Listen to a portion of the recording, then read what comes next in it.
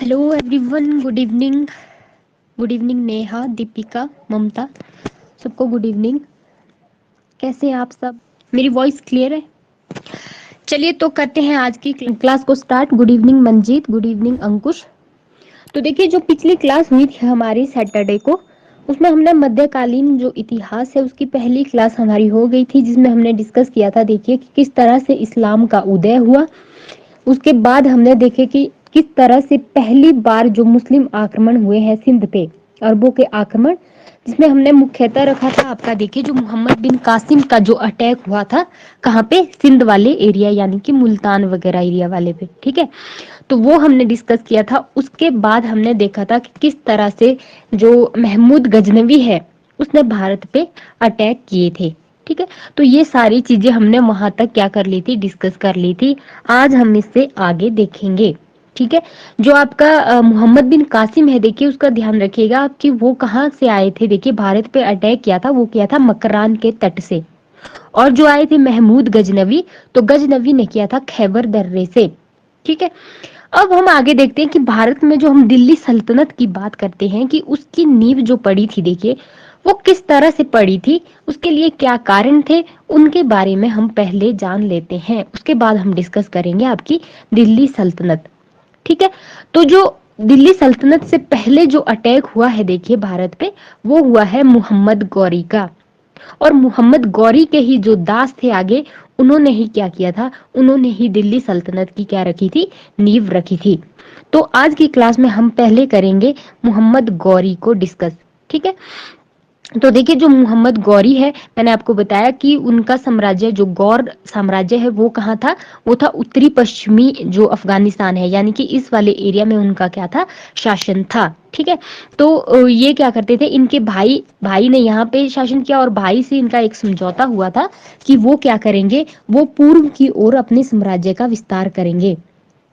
कौन करेंगे? मोहम्मद गौरी। तो आज की क्लास में हम मोहम्मद गौरी के बारे में ही डिस्कस करेंगे। ठीक है, और जो मोहम्मद गौरी है देखिए, उन्होंने किया था जो आपका गोमल दर्रा है, ये वाला जो दर्रा है, यहाँ से इन्होंने अटैक किया था। आगे ऊपर देखिए खैबर दर्रा, खैबर दर्रे से किया था आपका जो महमूद गजनवी है, उन्होंने क्या किया था? आक्रमण यहाँ से किया था। ठीक है, तो चलिए आज डिस्कस करते हैं मोहम्मद गौरी को। जो मोहम्मद गौरी है देखिए, उनका नाम हमें क्या मिलता है? उनका नाम हमें मुइजुद्दीन मोहम्मद बिन साम भी मिलता है। ठीक है, तो ये जो मुइजुद्दीन मोहम्मद बिन साम है, यही नाम किसका है? मोहम्मद गौरी का भी है। मेरी वॉइस सबको क्लियर है? एक बार बता दीजिए, फिर करते हैं फटाफट स्टार्ट अपनी क्लास। ओके, तो देखिए जो मोहम्मद गौरी था देखिए, उसका वंश क्या था? जैसे हमने पहले देखा, जो आपका महमूद गजनवी आया, गजनवी का वंश था आपका यामिनी वंश।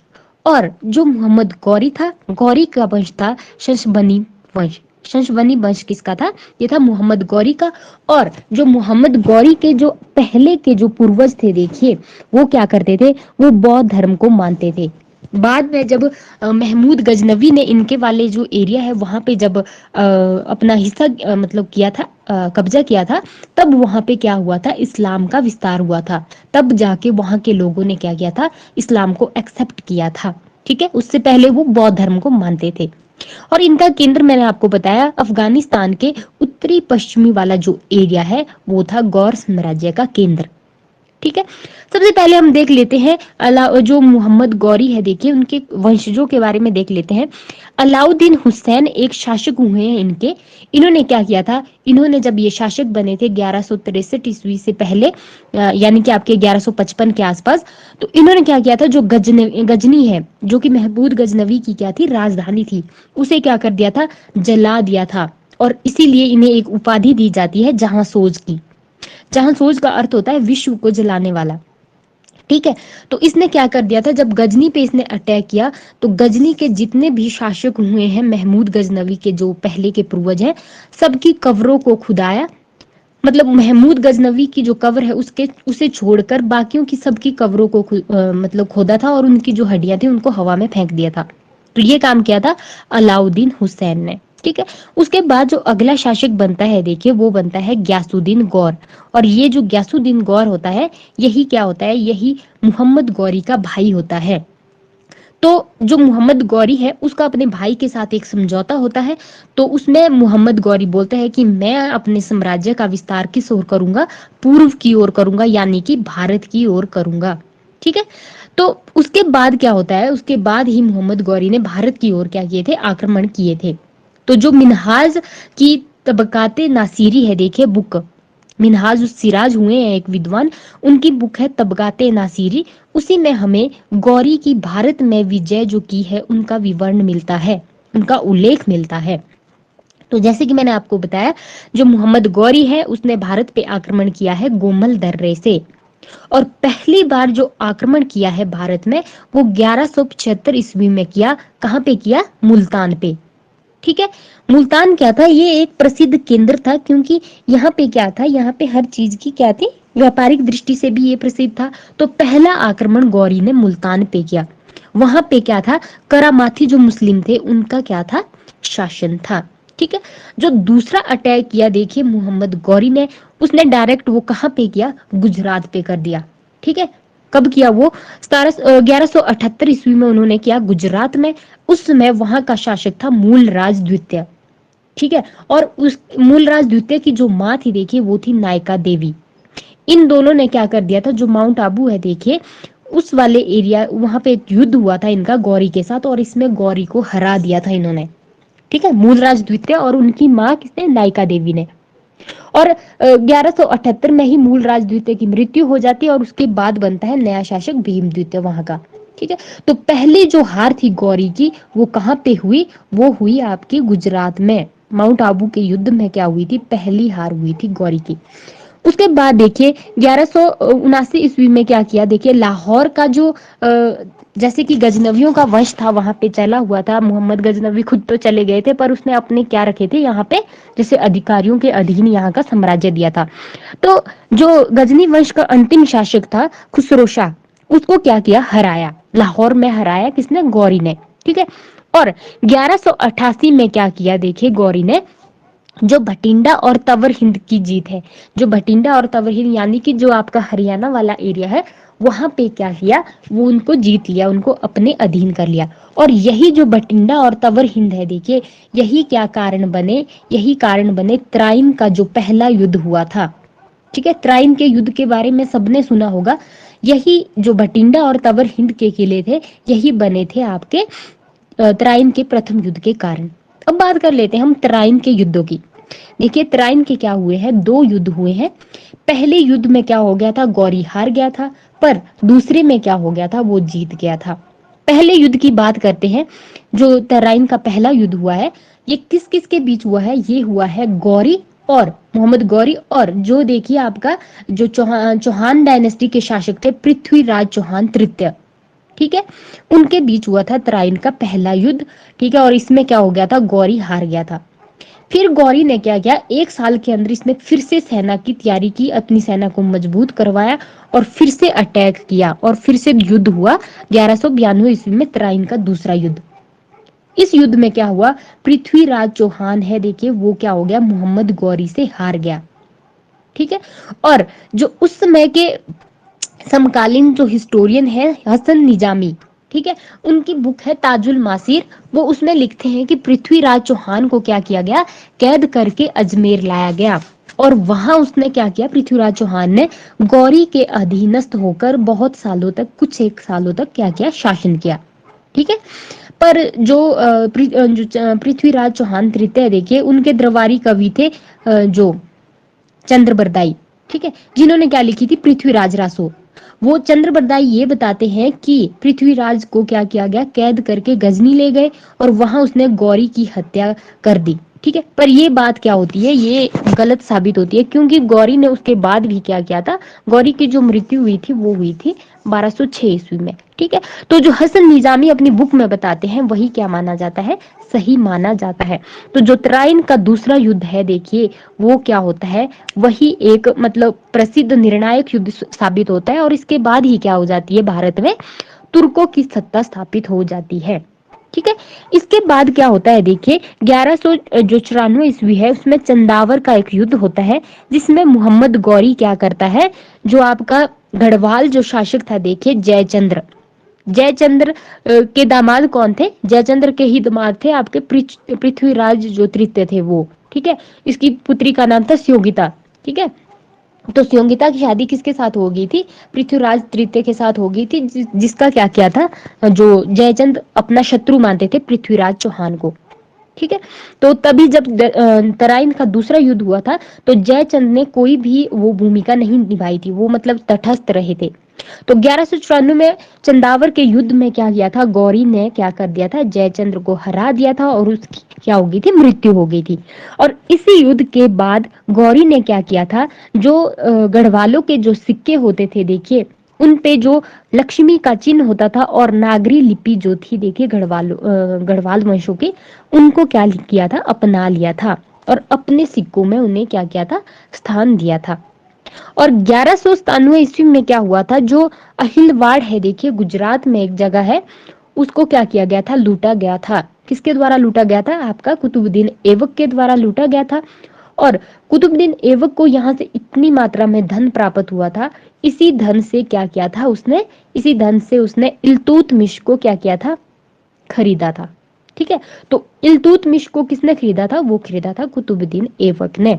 ठीक है, उसके बाद देखिए 1202 ईस्वी में क्या होता है, ऐबक ने क्या किया, जो चंदेल वंश का अंतिम शासक था परमर्दी देव, उसे हराकर क्या किया, जो कालिंजर है, महोबा है और जो खजुराहो है देखिए, उनको क्या किया, जीत लिया। ठीक है, जो परमर्दी देव वो क्या थे, चंदेल डायनेस्टी के अंतिम शासक थे। ठीक है, तो इस तरह से देखिए हम देखते हैं कि तुर्कों की क्या हो गई थी, यहाँ पे सत्ता क्या हो गई थी, स्थापित हो गई थी।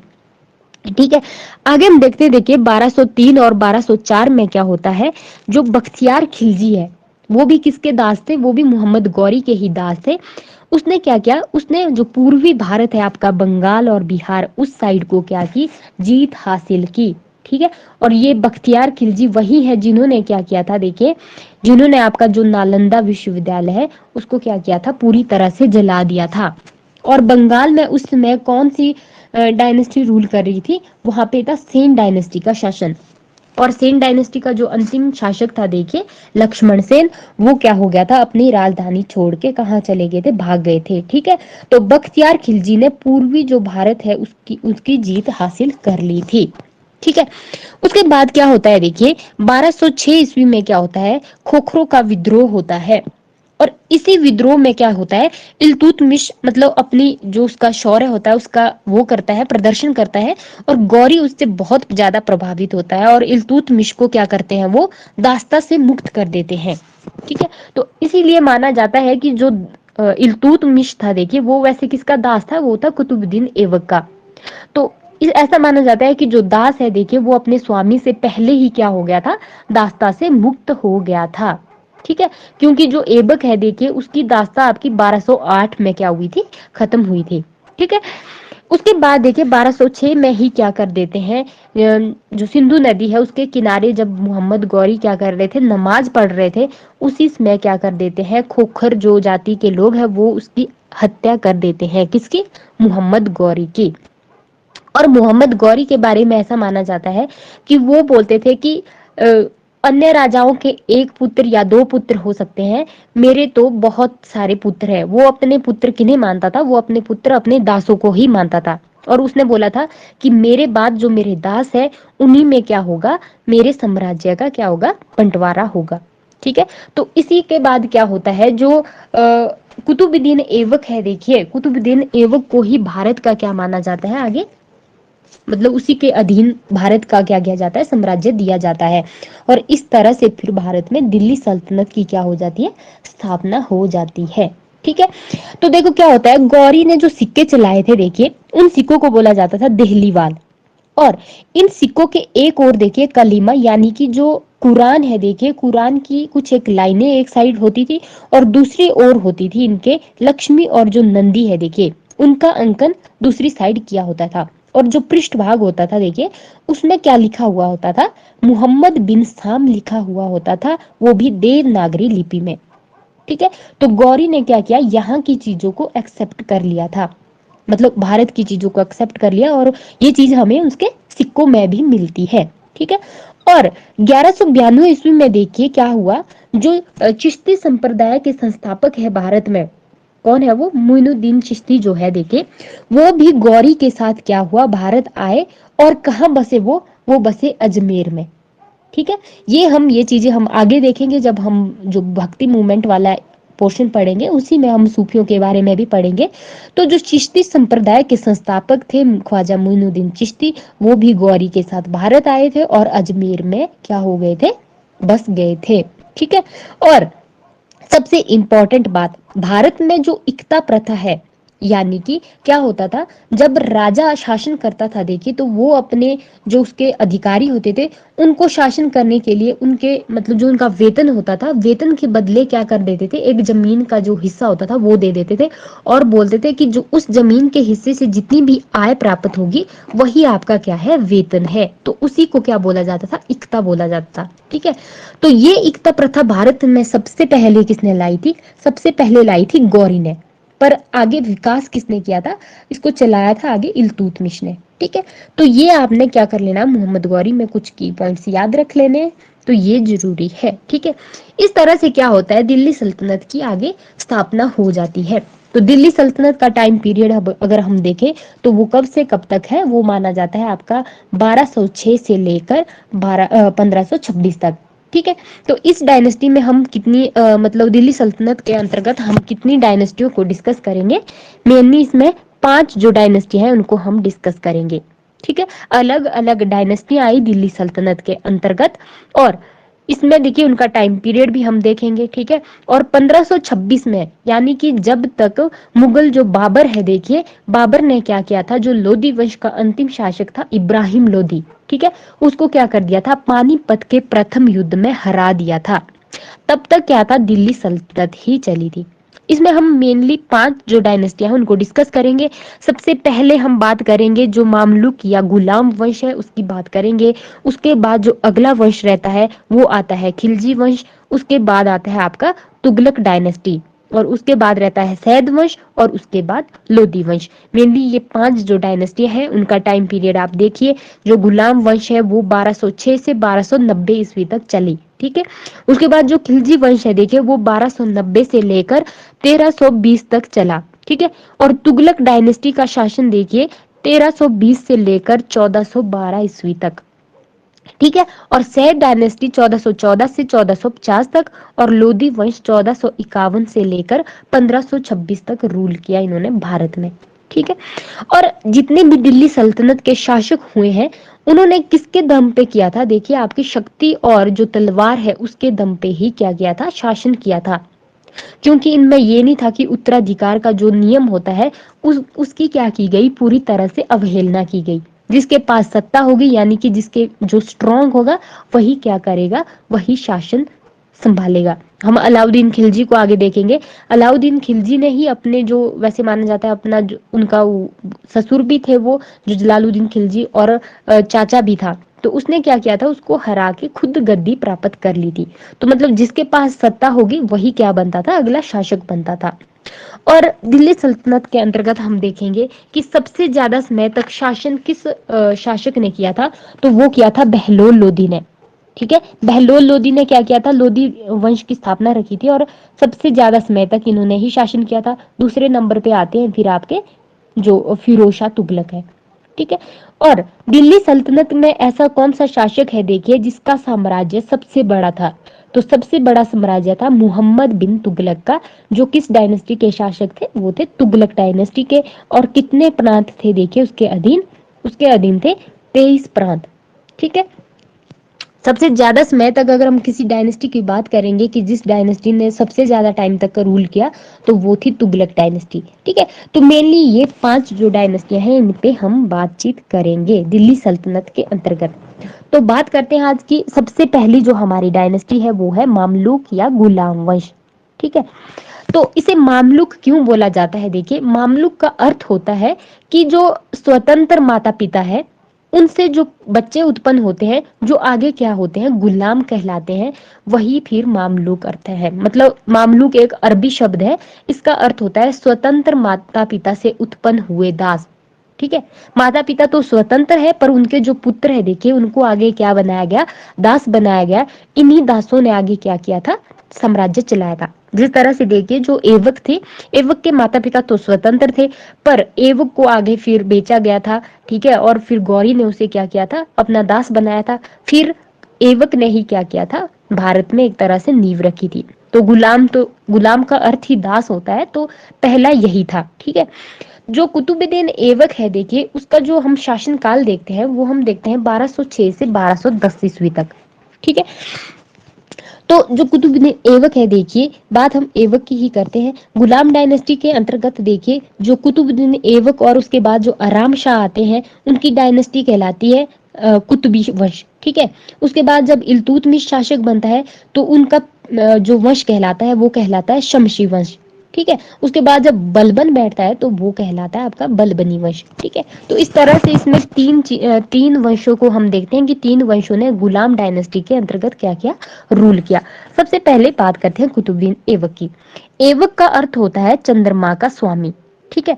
जो ऐबक के माता पिता थे देखिए वो कहाँ के थे, वो थे तुर्किस्तान के, तुर्क थे वो, ठीक है। पर उनको क्या किया था, बचपन में ही क्या हो गया था, मतलब बेच दिया गया था ऐबक को, ठीक है। फिर ऐबक को किसने खरीद लिया था, आगे गौरी ने गजनी में खरीद लिया था, ठीक है। और जब गौरी ने खरीदा था देखिए कुतुबुद्दीन ऐबक को, तो गौरी ने कौन सा पद दिया था ऐबक को, तो वो था अमीर ए आखुर, ठीक है। इंपॉर्टेंट है, देखिए ध्यान में रखना आप ये कि अमीर ए आखुर का अर्थ होता है अश्वशाला का अध्यक्ष। जो घोड़े घोड़े होते हैं देखिए, घोड़े की जो जहाँ पे घोड़े रखे जाते हैं उनका अध्यक्ष बनाया था गौरी ने, किसको, ऐबक को, ठीक है। और 1206 में क्या हुआ, जब आपके गौरी की मृत्यु हो गई, तो जो लाहौर की जो स्थानीय जनता है उनके अनुरोध पर ही सत्ता को ग्रहण किया और अपनी राजधानी किसे बनाया, लाहौर को ही राजधानी बनाया, ठीक है। ये आप ध्यान में रखिए, जो लाहौर है वो किसने राजधानी बनाई थी, वो कुतुबुद्दीन ऐबक ने बनाई थी। आगे जाके दिल्ली को किसने बनाया था राजधानी, वो बनाया था इल्तुतमिश ने, ठीक है। तो कुतुबुद्दीन ऐबक को माना जाता है कि उसने तुर्की राज्य की स्थापना की है भारत में, ठीक है। तो इसने क्या किया देखिए, उपाधियां जो इसने धारण की थी वो की थी मलिक और सिपह सलार की। यानी कि इसने क्या किया था, इसने सुल्तान की उपाधि धारण नहीं की थी, ठीक है। तो ये कुतुबुद्दीन ऐबक के बारे में बात की जाती है। और 1208 में जो गौरी के उत्तराधिकारी हुए हैं गियासुद्दीन महमूद, ठीक है, कहाँ, गजनी में, ठीक है।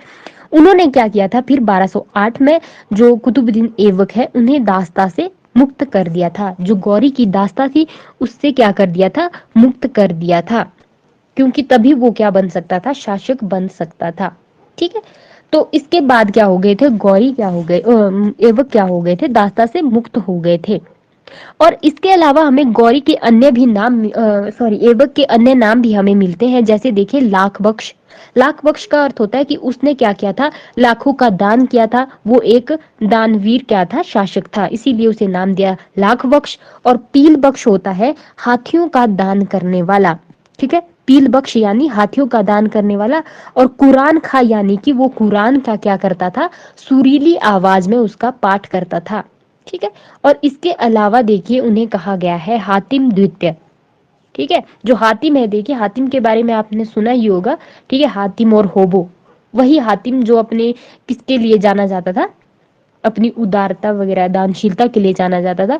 तो उसी लिए जो ऐबक है, ऐबक को भी ये उपाधि दी जाती है। इसके अलावा देखिए जो हसन निजामी और फक्र ए मुदबिर है देखिए, ये दोनों विद्वान क्या थे, ये इनके दरबार में रहते थे कुतुबुद्दीन ऐबक के। और जो दिल्ली का कुतुब मीनार है देखिए, उसकी नींव किसने रखी थी, वो भी कुतुबुद्दीन ऐबक ने ही रखी थी, ठीक है। ये बात आपने ध्यान में रखना। पर हाँ, आगे काम जो इसका किया था वो इल्तुतमिश ने पूरा किया था, पर जो नींव रखी थी देखिए वो किसने रखी थी, वो कुतुबुद्दीन ऐबक ने ही रखी थी। और ये किसके नाम पर बनाया गया था, जो ये जो चिश्ती संत हुए हैं ख्वाजा कुतुबुद्दीन बख्तियार काकी, उन्हीं के नाम पर क्या किया था, ये कुतुब मीनार बनाया गया था। इसका बनाने का उद्देश्य क्या था, इसको बनाने का उद्देश्य ये था कि इस्लाम धर्म में अजान दी जाती है, उसके लिए क्या किया गया था, इसका निर्माण किया गया था। और कुतुबुद्दीन ऐबक ने क्या किया था देखिए, इसने अपनी पुत्री का विवाह किसके साथ कर दिया था, इल्तुतमिश के साथ करवा दिया था। ठीक है, आगे हम बात करते हैं। देखिए इसने क्या किया था, देखिए इसने दिल्ली में कुतुब उल इस्लाम और अजमेर में 2.5 दिन का झोंपड़ा नाम की 2 मस्जिदें इसने बनाई थी। किसने ये बनाई थी? कुतुबुद्दीन ऐबक ने। ये इंपॉर्टेंट है आपके एग्जाम के पॉइंट ऑफ व्यू से कि कुतुब उल इस्लाम और अजमेर में 2.5 दिन का झोंपड़ा जो मस्जिदें हैं उनका निर्माण किसने करवाया था? ठीक है, तो ये करवाया था कुतुबुद्दीन ऐबक ने। और जो अजमेर का 2.5 दिन का झोंपड़ा जो मस्जिद बनी है, ऐसा माना जाता है कि वहां पहले क्या थे, वहां पे कुछ बोलते हैं कि वहां पे जैन मंदिर थे, कुछ बोलते हैं कि वहां पे हिंदू मंदिर थे। ठीक है, उन्हीं मंदिरों को तोड़ के क्या किया गया था, इस मस्जिद का निर्माण किया गया था। ठीक है, और जो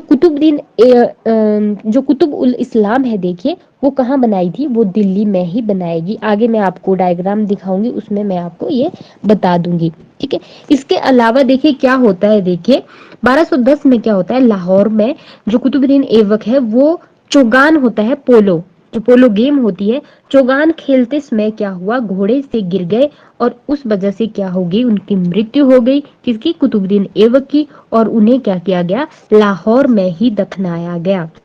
ठीक है, तो ये हो गया कुतुबुद्दीन ऐबक। आगे हम देखते हैं। देखिए ये कुतुब मीनार है और कुतुब मीनार के ही आंगन में कौन सी मस्जिद है, यही है आपकी कुतुब उल इस्लाम मस्जिद। ठीक है, और इसके सामने आपको ये जो दरवाजा दिख रहा है, देखिए ये दरवाजा क्या कहलाता है, ये अलाई दरवाजा कहलाता है, जिसका निर्माण किसने किया था, आगे चलकर जो अलाउद्दीन खिलजी हुए हैं उसने इस दरवाजे का निर्माण। हाँ जी मैम अलाउद्दीन खिलजी। हाँ जी, तो ये आपने ध्यान रखना है कि कई बार ये क्वेश्चन आपको आ सकता है कि कुतुब उल इस्लाम का जो दरवाजा है, अलाई दरवाजा, उसका निर्माण किसने किया था। ठीक है, तो वो किया था अलाउद्दीन खिलजी ने।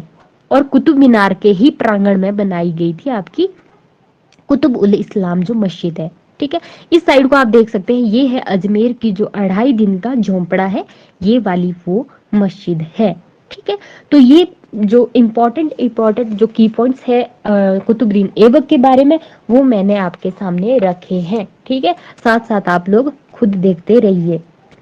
तो अब कुतुबुद्दीन ऐबक के बाद क्या होता है, देखिए कुतुबुद्दीन ऐबक के बाद जो आराम शाह है वो बनता है आपके 8 महीने के लिए वो शासक बनता है।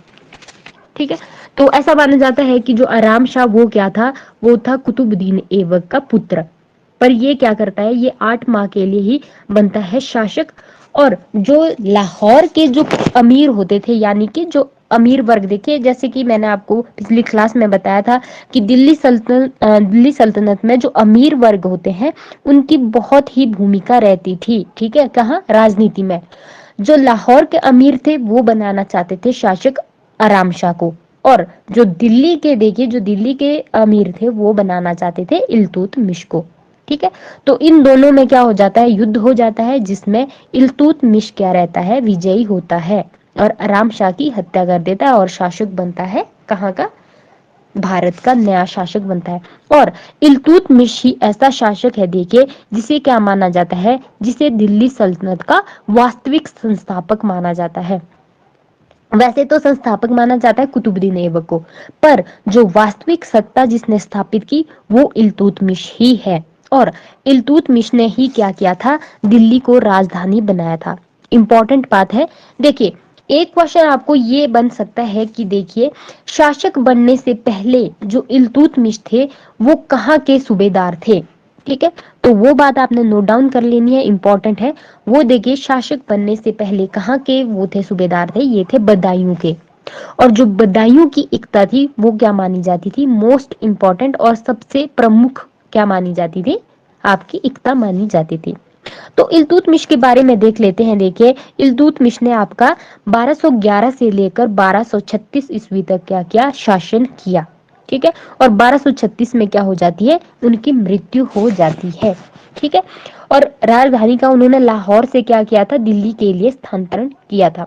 अब देखिए जो इल्तुतमिश है, इल्तुतमिश की जो उपाधियां हैं उनके बारे में हम देख लेते हैं। इल्तुतमिश को कहा जाता है सुल्तान ए सईद। ठीक है, ये हमें उनकी उपाधि मिलती है। इसके अलावा देखिए सुल्तान आजम, नादिर अमीर उल मोमिन, ये उपाधि कब धारण की थी? ये की थी इन्होंने 1229 ईस्वी में, जब खलीफा से इन्होंने क्या किया था, जो मान्यता पत्र है वो प्राप्त किया था। ठीक है। इसके अलावा इन्हें बोला जाता है गुलामों का गुलाम।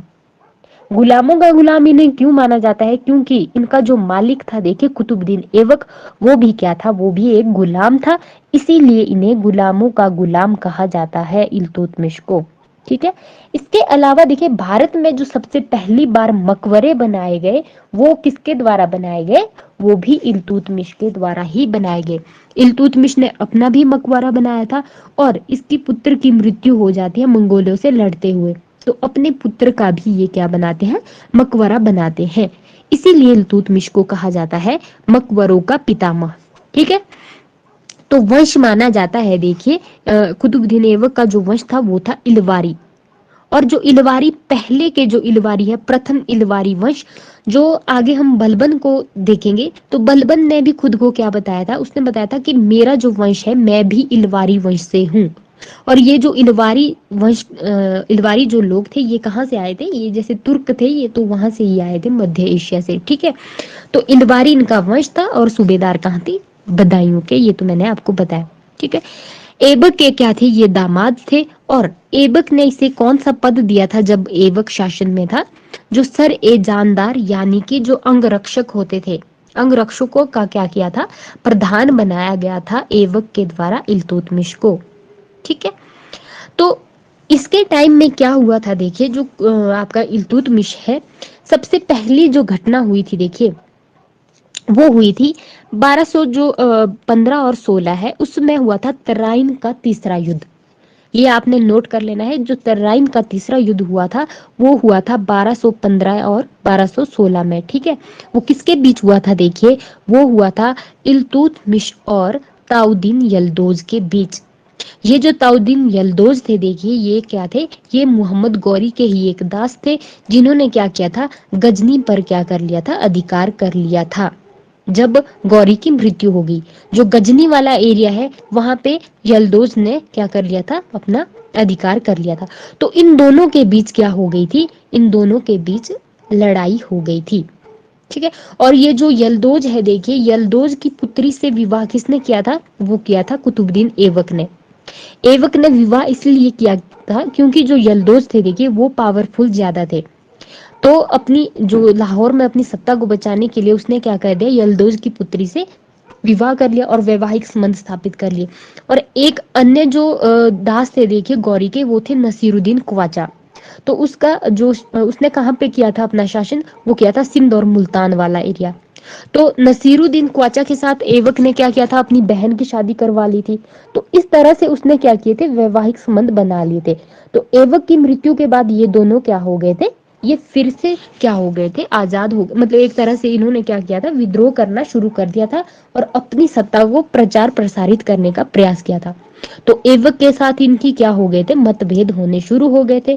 तो जो आपका यल्दोज है, देखिए यल्दोज के साथ क्या हुआ था, तराइन का युद्ध हुआ था, जिसमें क्या हुआ था, यल्दोज को बंदी बनाया गया और बदायूं में ही उसका क्या किया था, वध करवाया गया था। ठीक है। तो उसके बाद देखिए कुबाचा को क्या करते हैं, बाद में कुबाचा को भी क्या कर देता है, इल्तुतमिश हरा देता है। ठीक है। तो बाद में क्या होता है, देखिए कि जो आपके कुतुबुद्दीन ऐबक के जो अमीर थे और गौरी के जो अमीर थे, वो क्या कर देते हैं, विद्रोह कर देते हैं। किसके खिलाफ? इल्तुतमिश के खिलाफ।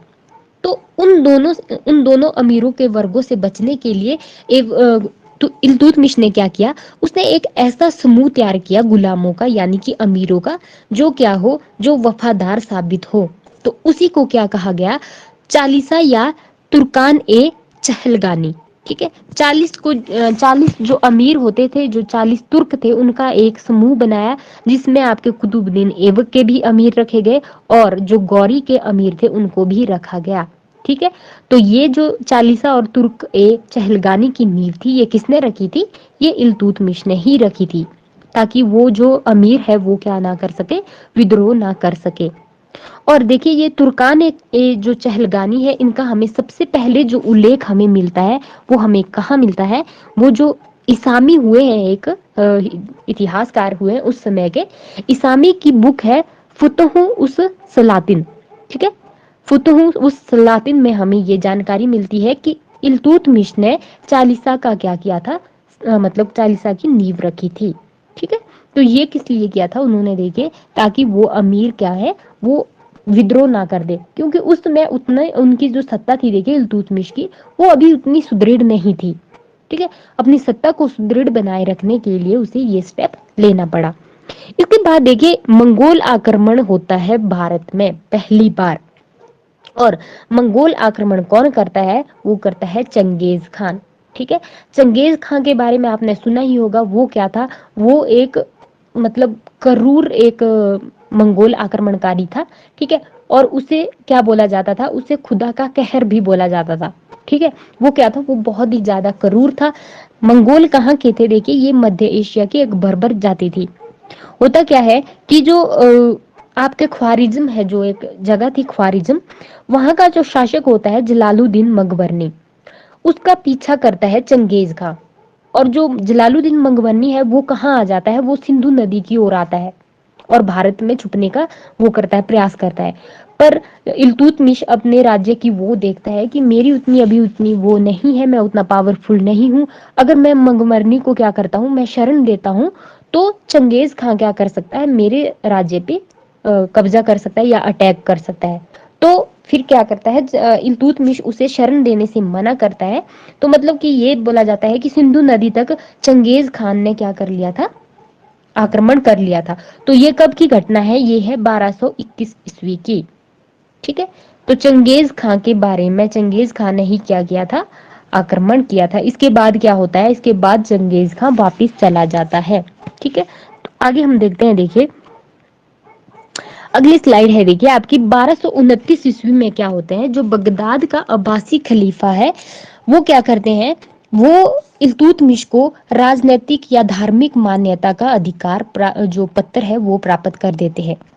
तो जो खलीफा है, देखिए मैंने आपको पिछली क्लास में बोला था, जो खलीफा है वो क्या माने जाते थे, वही माने जाते थे आगे पैगंबर, जो पैगंबर मोहम्मद थे उनके आगे अनुयायी माने जाते थे। मतलब खलीफा का काम ये होता था कि वो किस तरह से फिर जो इस्लाम धर्म है उसका प्रचार प्रसार करे, क्या इस्लाम का इस्लाम के अनुसार शासन हो रहा है, वो सारी चीजें किसको किसका काम था, वो खलीफा का ही माना जाता था। मतलब ये माना जाता था कि खलीफा को क्या करना चाहिए, उसकी मान्यता होनी चाहिए। ठीक है, तो इल्तुतमिश ने भी क्या की थी, खलीफा की मान्यता प्राप्त की थी, कब, 1229 ईस्वी में। जो अब्बासी खलीफा है अल मुस्तनसीर, ठीक है, ये अब्बासी खलीफा थे, इन्हीं से मान्यता प्राप्त की थी, किसने, इल्तुतमिश ने। और इसी समय क्या किया था, देखिए इसी समय उसने अपने सिक्के चलाए थे इल्तुतमिश ने, और उसने क्या की थी, उपाधि धारण की थी, देखिए नासिर अमीर उल मोमिन। ठीक है, ये उपाधि उसने उसी समय क्या की थी, धारण की थी। और क्या हुआ था, देखिए दिल्ली सल्तनत को वैधानिक जो स्वीकृति है वो मिल गई थी। ठीक है, मतलब औपचारिक मान्यता दिल्ली सल्तनत को मिल गई थी खलीफा से। ठीक है, और 1229 ईस्वी में क्या होता है, देखिए इल्तुतमिश का पुत्र क्या होता है, नसीरुद्दीन महमूद, ये मंगोलों से लड़ते लड़ते क्या हो जाता है, मर जाता है। और इसी की स्मृति में क्या करता है इल्तुतमिश, दिल्ली में उसका मकबरा बनाता है सुल्तानगढ़ी में। ठीक है, पहला मकबरा बनाता है अपने पुत्र का, और साथ में क्या करता है, मदरसा ए नासिरी नाम की एक मदरसा खोलता है, कहाँ, दिल्ली में, उसकी स्थापना करता है अपने पुत्र की स्मृति में। ठीक है, और इसी के जो नसीरुद्दीन महमूद होता है, देखिए उसका पुत्र आगे पैदा होता है, और उसका नाम भी क्या करता है इल्तुतमिश, नसीरुद्दीन महमूद ही रखता है। और ये बोलते हैं कि इसको कोई भी मेरा पौत्र ना कहे, इसे मेरा पुत्र ही कहा जाएगा। ठीक है, जो आगे चलकर क्या बनता है, शासक भी बनता है। ठीक है, तो अपने पुत्र की याद में क्या करते हैं, उसका मकबरा बनाते हैं, कहाँ बनाते हैं, सुल्तानगढ़ी में बनाते हैं, और एक मदरसा यानी मदरसा ए नासिरी की भी स्थापना करते हैं। ठीक है, तो ये काम कौन कर रहा है, ये इल्तुतमिश कर रहे हैं। ठीक है, इसके अलावा देखिए उसने क्या किया, इक्ता जो प्रणाली है उसका सही तरीके से यहाँ पे क्या किया, प्रचार किया इल्तुतमिश ने। और उसने शुद्ध अरबी भाषा में क्या चलाए, सिक्के भी चलाए हैं। ठीक है, जो मुद्रा व्यवस्था है देखिए उसमें सुधार किया और शुद्ध अरबी सिक्के चलाए। और जो सिक्कों में जो टकसाल का नाम लिखा जाता था, टकसाल होती है जहां पे सिक्कों को क्या किया जाता था, ढलवाया जाता था। जिस स्थान पे सिक्कों को ढलवाया जाता था, जो सिक्कों का कारखाना ही मान लीजिए आप, जो सिक्कों का कारखाना होता था उसे टकसाल कहा जाता था। और सिक्कों पे क्या मिलता था हमें, उस टकसाल का नाम भी हमें मिलता है दिल्ली सल्तनत काल में। तो वो शुरुआत किसने की थी, वो इल्तुतमिश ने की थी। और इल्तुतमिश ने देखिए दो तरह के सिक्के चलाए थे। पहला हो गया चांदी का टंका और दूसरा हो गया तांबे की जितल। इंपॉर्टेंट है, आपको एग्जाम में यहाँ से क्वेश्चन बन सकता है। ठीक है, आगे देखिए 1234 और 35 में क्या होता है, देखिए जो भीलसा है, भीलसा में जो हिंदू मंदिर है, और मालवा में जो उज्जैन है वहां का जो महाकाल मंदिर है, उन दोनों की क्या करता है इल्तुतमिश, लूट करते हैं और मंदिर को क्या कर देते हैं, तोड़ देते हैं। ठीक है, तो अब जब जब इस्लाम से प्रेरित हैं वो लोग, तो ये हरकतें तो होंगी ही होंगी। ठीक है, उसके बाद क्या होता है, देखिए 1236 ईस्वी में क्या हो जाती है, फिर इल्तुतमिश की मृत्यु हो जाती है। और इल्तुतमिश पहले ऐसे सुल्तान थे जिन्होंने क्या किया था, जो दोआब वाला एरिया है वहां की आर्थिक क्षमता को समझा था। ठीक है, इल्तुतमिश के बारे में ये माना जाता है कि जब उनके जो उलेमा वर्ग है, देखिए उन्होंने बोला था कि भारत में क्या कर दीजिए, इस्लाम को स्थापित कर दीजिए। तो इल्तुतमिश ने कहा था कि भारत अरब नहीं है, इसे दारुल इस्लाम में परिवर्तित करना व्यवहारिक रूप से संभव नहीं है। ठीक है, तो ये चीजें क्या थी, ये इल्तुतमिश के बारे में मिलती है हमें।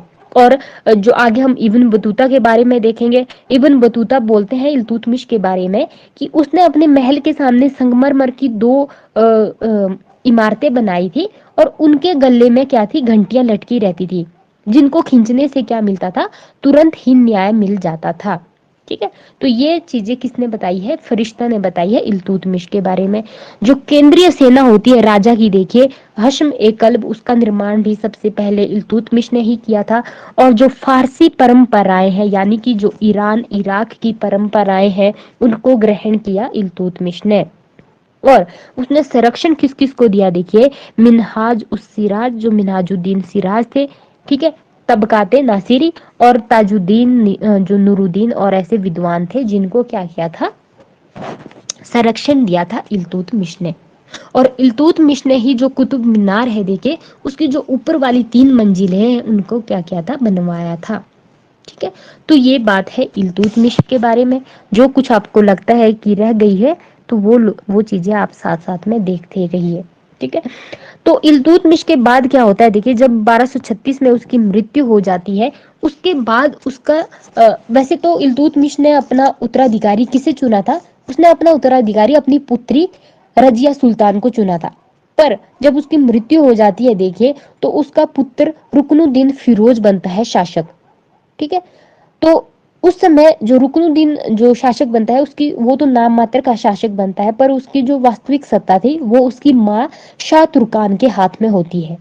ठीक है, पर ये लोग क्या करते हैं, ये मतलब वो करते हैं, इनका जो निरंकुश शासन होता है उससे लोग भी क्या हो जाते हैं, परेशान हो जाते हैं। और शाह तुर्कान के विरुद्ध क्या हो जाता है, लोगों में विद्रोह फूट जाता है। और रजिया सुल्तान से लोग क्या बोलते हैं, रजिया सुल्तान से ही वो करते हैं कि आप क्या कीजिए, आप हमें न्याय दिलाइए और शासक बनिए। और जो आपकी देखिए रजिया सुल्तान है, वो क्या करती है, लाल वस्त्र पहन के, जो लाल वस्त्र माने जाते थे वो न्याय के प्रतीक माने जाते हैं, तो वो क्या करती है, लाल वस्त्र पहन के विद्रोह को दबाती है और सत्ता का पलट करती है, और क्या बनती है, दिल्ली की नई सुल्तान बनती है। तो जो रजिया थी, देखिए रजिया क्या थी, पहली मुस्लिम शासिका थी, पहली और दिल्ली सल्तनत की पहली मुस्लिम और अंतिम मुस्लिम शासिका, क्योंकि इसके बाद कोई भी महिला क्या नहीं बनी, शासक नहीं बनी। ठीक है, तो रजिया का जो टाइम पीरियड था, देखिए उसने शासन किया आपका 1236 से लेकर 1240 ईस्वी के बीच शासन किया। तो देखिए सोचने वाली बात है उस दौर में कि एक महिला क्या बन रही है, शासक बन रही है, ये एक बहुत बड़ी बात है। तो रजिया ने क्या किया, देखिए रजिया ने सबसे पहले जो उपाधि धारण की, ये हमें उसके सिक्कों में मिलती है, वो मिलती है हमें उम्दत उल निस्वा। ठीक है, तो जो उम्दत उल निस्वा है ये उपाधि हमें किसकी मिलती है, ये हमें रजिया की मिलती है। रजिया सुल्तान ने क्या किया देखिए, उसने जो पर्दा प्रथा थी इस्लाम धर्म में उसे त्याग कर पुरुषों के समान दरबार में आना शुरू किया और शासन को चलाना शुरू कर दिया। पर रजिया के टाइम में क्या हुआ, उसके जो अधिकारी होते हैं, जो उसके या तो उसके जो इक़्तिदार होते थे, वो क्या हो गए, वो उसके खिलाफ हो गए। ठीक है, उन्होंने क्या कर दिया, षड्यंत्र करने शुरू कर दिए और उनके बीच क्या हो गए, आपस में संघर्ष शुरू हो गया। ठीक है, बाद में क्या कर देते हैं देखिए, बाद में 1240 में कैंथल जो जगह है हरियाणा में, वहां पे उसकी क्या कर दी जाती है, रजिया की हत्या कर दी जाती है। ठीक है, जो मिनहाज सिराज है देखिए, वो उस समय क्या थे, वो जैसे दरबारी विद्वान थे, वो लिखते हैं रजिया के बारे में कि रजिया में सभी जो गुण थे देखिए, वो एक बादशाह की तरह क्या थे, मतलब उसमें बादशाह की तरह क्या थे, गुण शामिल थे। पर आगे वो कहते हैं कि उसका ये जो महिला होना उन सब गुणों के सामने बेकार था। मतलब अगर वो महिला नहीं होती तब वो एक शासक बनने के योग्य थी, पर वो क्या थी, वो एक महिला थी। ठीक है, तो मतलब उस समय क्या किया जाता था, महिलाओं को ये चीजें, जो इसामी हुए हैं देखिए, वो बोलते हैं कि रजिया को सिंहासन के बजाय क्या करना चाहिए, चरखा संभालना चाहिए। ठीक है, तो रजिया का पतन हो जाता है, तो ये तो ऐसा था कि उसके अपने जो उसके वो थे, जो दास थे, जो या उसके जो अधिकारी थे, वही क्या हो गए थे, उसके खिलाफ हो गए थे, जिन्होंने क्या कर दिया था, षड्यंत्र कर दिया था उसके खिलाफ। तो फिर जब रजिया की मृत्यु हो जाती है देखिए, कब, 1240 में, उसके बाद जो अगले शासक बनते हैं वो बनते हैं मोइनुद्दीन बहराम शाह। ठीक है, इनका शासन रहा आपका 1240 से लेकर 1242 तक। ये जो टाइम रहा देखिए, जो इल्तुतमिश के जितने भी आगे उत्तराधिकारी आए, उस समय क्या थे, उसमें जो अमीर वर्ग थे उनका ही चलता था। वो क्या हो गए थे, जैसे मैंने आपको बताया, जो चालीसा बनाए गए थे, जो चालीसा दल बनाया था इल्तुतमिश ने, वो क्या हो गए थे, वो स्वतंत्र हो गए थे। उनमें क्या हो गया था, एक तरह का बोल सकते हैं आप, घमंड की तरह आ गया था। वो ऐसा बोलते थे अपने जो दूसरा अमीर होता था कि मैं वो क्या नहीं हूँ जो आप में है, मतलब मुझ में ऐसे क्या नहीं है जो आप में है। ठीक है, तो वो क्या बन गए थे, वो किंग मेकर की भूमिका में आ गए थे। तो वो जल्दी जल्दी क्या कर रहे थे, जो राजा बन रहे थे उनको उतार चढ़ा रहे थे। देखिए, रुकनुद्दीन बना, उसके बाद रजिया बनी, रजिया को भी उन्होंने टिकने नहीं दिया। उसके बाद मोइनुद्दीन बहराम शाह आए, वो भी क्या बने, वो भी 2 साल के लिए शासक बने, उसके बाद उनकी हत्या करवा दी गई। उसके बाद अगले शासक बने। तो इस तरह से क्या था, वो जो चालीसा के जो अमीर थे वो बन गए थे किंग मेकर की भूमिका में। और इसी चालीसा के जो अमीर होते थे, इन्हीं का आगे दमन कौन करता है, वो करता है बलबन। ठीक है, तो जो बहराम शाह है देखिए, वो एक नया वो मतलब बनाते हैं अपने दरबार में, एक नया पद सृजन करते हैं। वो होता है नायब ए मुमल्लकत। ठीक है, मुमल्लकत जो नया पद है उसका निर्माण करता है। तो इसके बाद क्या हो गया देखिए, सत्ता के 3 केंद्र हो गए, एक सुल्तान हो गया, दूसरा नायब हो गया, तीसरा हो गया वजीर। ठीक है, तो जो आपको क्वेश्चन बन सकता है कि नायब ए मुमल्लकत की जो स्थापना की है वो किसने की है, तो वो की थी मोइनुद्दीन बहराम शाह ने। ठीक है, और इसी के काल क्या होता है देखिए, 1241 ईस्वी में लाहौर पर मंगोलों का भी आक्रमण होता है। ठीक है, मतलब जो जब देखिए 1221 में हमने देखा था चंगेज खां का जो आक्रमण हुआ था, पर चंगेज खां ने भारत पे अटैक नहीं किया था, क्योंकि वो तो जो जलालुद्दीन मंगवरनी है उसका पीछा करते करते हुए सिंधु नदी तक आए थे। पर जो पहली बार अटैक हुआ था देखिए, वो लाहौर पे हुआ था, किसके काल में, मोइनुद्दीन बहराम शाह के काल में हुआ था, 1241 ईस्वी में। ठीक है, तो इसमें मंगोलों की आक्रमणों के कारण देखिए सिंधु नदी से घटकर व्यास नदी तक क्या हो गई थी, दिल्ली सल्तनत की सीमा घट गई थी। पहले सिंधु नदी तक थी सीमा किसकी, दिल्ली सल्तनत की। मंगोलों ने आक्रमण किया तो सीमा घट के कहां तक रह गई, व्यास नदी तक। ठीक है, बाद में क्या होती होती है, बहराम शाह की मृत्यु हो जाती है। उसके बाद जो अगला शासक बनता है वो बनता है अलाउद्दीन मसूद शाह। ठीक है, ये किसका पुत्र होता है देखिए, ये होता है रुकनुद्दीन फिरोज शाह का, जो 1236 में शासक बने थे। इसके काल में भी क्या होती थी, जो सारी शक्तियां थी वो चालीसा के अंदर मतलब अंतर्गत थी, और ये क्या था, एक नाम मात्र का सुल्तान था।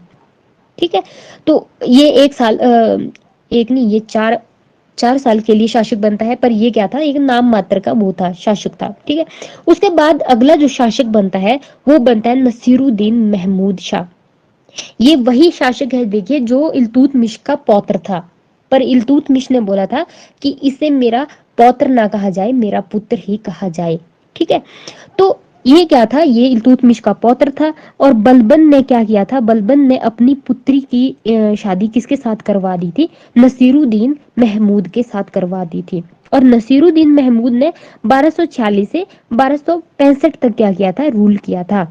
ठीक है, ये क्या माने जाते हैं, ये एक धार्मिक स्वभाव के क्या माने जाते थे, सुल्तान माने जाते थे। और ये अपने खाली समय में क्या करते थे, कुरान की प्रतियां लिखते रहते थे, और उन्हीं को बेचकर जो आय बनती थी उसी से अपना जीवन यापन चलाते थे।